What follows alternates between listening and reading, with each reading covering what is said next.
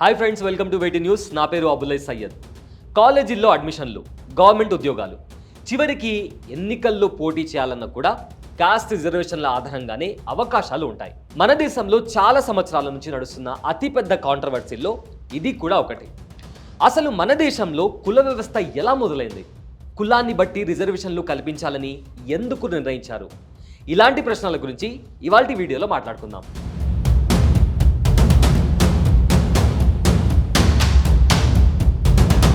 Cost రిజర్వేషన్ల కంటే ముందు మనం కుల వివక్ష గురించి మాట్లాడుకోవాలి. ఒకప్పుడు మన దేశంలో దళితులను అంటరాని వాళ్లుగా చూశారనే విషయం మనందరికీ తెలుసు. ఒక రాష్ట్రంలో ఎన్ని కుటుంబాలు అంటరానితరం అనే ముసుగులో బతుకుతున్నారనే విషయంపై సర్వే చేశారు. జమ్మూ కాశ్మీర్, కొన్ని ఈశాన్య రాష్ట్రాలు మినహాయిస్తే అన్ని రాష్ట్రాల్లో ఇంకా అంటరానితరం అలాగే ఉందండి. ఉత్తరప్రదేశ్, బీహార్, మధ్యప్రదేశ్ రాష్ట్రాల్లో అయితే 50% కంటే ఎక్కువ కుటుంబాలు కుల వివక్ష చూపిస్తున్నాయి. ఇక 2016లో social attitude research India Delhi, Mumbai, Rajasthan, Uttar Pradesh రాష్ట్రాల్లో అంటరానితనం గురించి ఒక సర్వే నిర్వహించింది. ఢిల్లీలో 30% మంది మహిళలు తమ కుటుంబంలో ఎవరో ఒకరు ఇంకా అంటరానితనాన్ని ఫాలో అవుతున్నట్లు తెలిపారు. ఇక 21% మంది మహిళలు వాళ్లే దళితులను అంటరాని వాళ్లుగా చూస్తున్నామని ఒప్పుకున్నారు. మిగతా రాష్ట్రాల్లో కూడా ఇదే పరిస్థితి. ఇక మరోవైపు ఇదే సర్వేలో ఢిల్లీకి చెందిన 43% మంది టాలెంట్ చూసి రిజర్వేషన్లు ఇవ్వాలి, కాస్ట్ చూసి కాదు అని వాదించారు. అసలు వీటన్నిటికీ కారణమైన కుల వ్యవస్థ ఎలా మొదలైంది? నిజానికి కుల వ్యవస్థ ప్రారంభం గురించి చాలా మంది చాలా విధాలుగా చెప్పుకుంటారు. అయితే భారతీయులు ఎక్కువగా విశ్వసించే ఋగ్వేదం, మనుధర్మ శాస్త్రం ప్రకారం సృష్టికర్త అయిన బ్రహ్మ శరీర భాగాల నుంచి 4 వర్ణాలు అంటే 4 కులాలు ఉద్భవించాయని చెబుతారు. అయితే బ్రహ్మతల నుంచి వచ్చిన వారు బ్రాహ్మణులు. వీరికి అపారమైన జ్ఞానం ఉంటుంది కాబట్టి చదువుకు సంబంధించిన పనులన్నీ వీళ్ల ఆధీనంలో ఉంటాయి. ఇక బ్రహ్మ భుజాల నుంచి వచ్చిన వారు క్షత్రియులు, అత్యంత బలవంతులు. తొడభాగం నుంచి ఉద్భవించిన వాళ్ళు వైశ్యులు, వీరంతా వ్యాపారస్తులు. పాదాల నుంచి వచ్చిన శూద్రులు మిగతా చిన్న చిన్న పనులన్నీ చేసేవారు. ఈ 4గింటిలో లేని వాళ్ళు దళితులు. వీళ్ళు పారిశుద్ధ్య పనులు చేసుకునే వాళ్ళని చరిత్ర చెబుతోంది. అయితే మరో సిద్ధాంతం ప్రకారం పూర్వజన్మలో చేసుకున్న పాప పుణ్యాల ఆధారంగా ఈ జన్మలో కులాలు ఉంటాయని కొందరు నమ్ముతారు. అంటే ఒక జన్మలో ఎక్కువ పుణ్యకార్యాలు చేసిన వారు తర్వాతి జన్మలో బ్రాహ్మణుడిగా పుడతారనేది వారి నమ్మకం. ఇక మరికొంతమంది మాత్రం కులాన్ని బట్టి వృత్తులు రాలేదు, వృత్తులను బట్టి కులాలుగా విభజించారని విశ్వసిస్తారు. ఇలా కులాల గురించి రకరకాల నమ్మకాలున్నాయి. అయితే కాలంతో పాటే కాస్ట్ సిస్టమ్ కూడా మారుతూ వచ్చింది. ఏ పని చేస్తున్నావు, ఎవరిని పెళ్లి చేసుకుంటున్నావు, ఏ గుడికి వెళ్తున్నావు, ఎవరితో కలిసి తింటున్నావు, ఇలా ప్రతి చిన్న విషయాన్ని కులానికి ముడిపెట్టారు. ఈ కులాల విభజన, వివక్షలు భరించలేక 6వ శతాబ్దంలో అనేక మంది తక్కువ స్థాయి కులాలకు చెందిన వారు బౌద్ధ మతంలో చేరిపోయారు. బౌద్ధ మత స్థాపకుడైన గౌతమ బుద్ధుడు కూడా క్షత్రియ కులంలో జన్మించిన వాడే. ఎప్పుడో ఉన్న గౌతమ బుద్ధుడి వరకు ఎందుకు, దళిత కుటుంబంలో జన్మించిన డాక్టర్ బిఆర్ అంబేద్కర్ కూడా 1956లో సుమారు 5 లక్షల మంది హిందువులతో కలిసి బౌద్ధ మతంలో చేరిపోయారు. ఇక బ్రిటిషర్లు వచ్చిన తర్వాత కుల వివక్ష మరింత పెరిగింది. బెనారస్లో ఉన్న బ్రాహ్మణుల్లో మళ్ళీ 107 రకాల కులాలు ఉన్నాయని 1834లో మన దేశంలో జనగణనను నిర్వహించిన జేమ్స్ ప్రిన్సిప్ వెల్లడించాడు. అది జనాభా లెక్కించడానికి కష్టతరంగా చేసింది.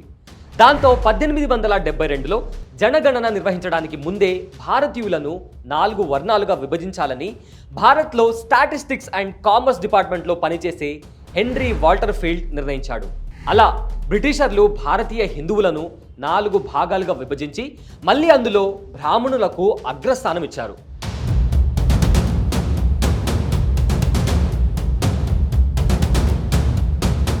బ్రిటిష్ పాలన వల్లే భారత్లో సామాజిక విభజన ఎక్కువైందని చరిత్రకారులు చెబుతారు. బ్రిటిష్ పాలనకు ముందు అన్ని కులాల వారికి పొలిటికల్ పవర్ ఉండేది. కానీ బ్రిటిషర్లు వచ్చిన తర్వాత అది పూర్తిగా మారిపోయింది. 1910లో భారత వైస్రాయ్గా ఉన్న లార్డ్ హార్డింగ్ ఇంగ్లీష్లో ఒక ఎగ్జామ్ పెట్టి పబ్లిక్ సర్వీసెస్లో ఉన్న సీట్లన్నీ ఫిల్ చేయాలని నిర్ణయించాడు. అయితే అప్పటి మద్రాస్ ప్రెసిడెన్సీలో కేవలం బ్రాహ్మణులకు మాత్రమే ఇంగ్లీష్లో చదువుకునే సౌకర్యం ఉండేది.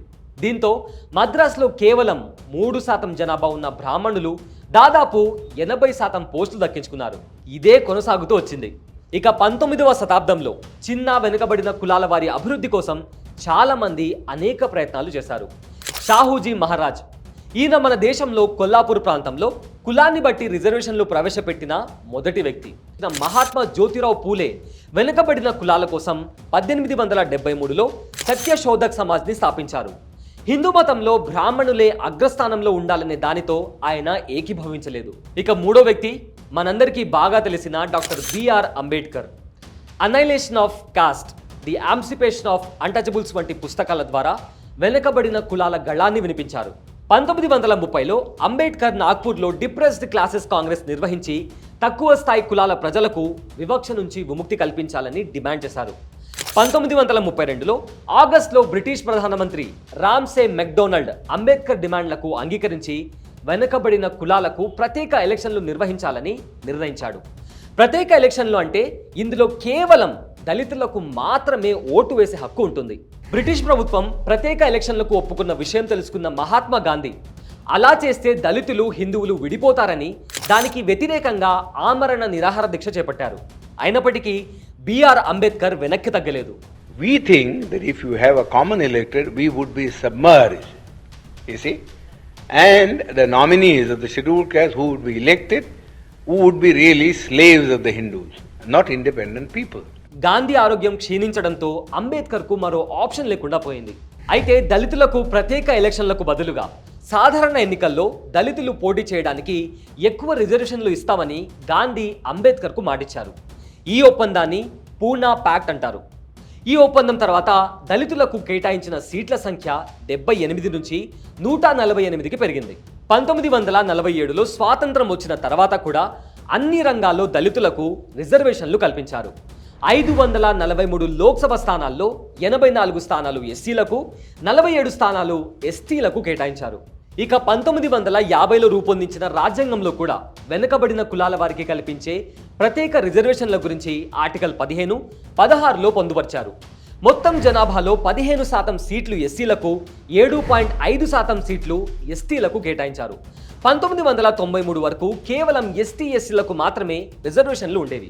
కానీ 1993లో మండల్ కమిషన్ రిపోర్ట్ వచ్చిన తర్వాత ఓబీసీ వర్గాలకు కూడా రిజర్వేషన్లు కల్పించారు.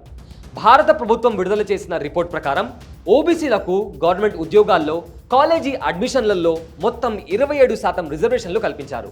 అంటే ఎస్సీ, ఎస్టీ, ఓబీసీ వర్గాలకు మొత్తం కలిపి 49.5% సీట్లు కేటాయించారు. రాష్ట్ర ప్రభుత్వాలకు కూడా రిజర్వేషన్ల శాతాన్ని పెంచే అధికారం కల్పించారు.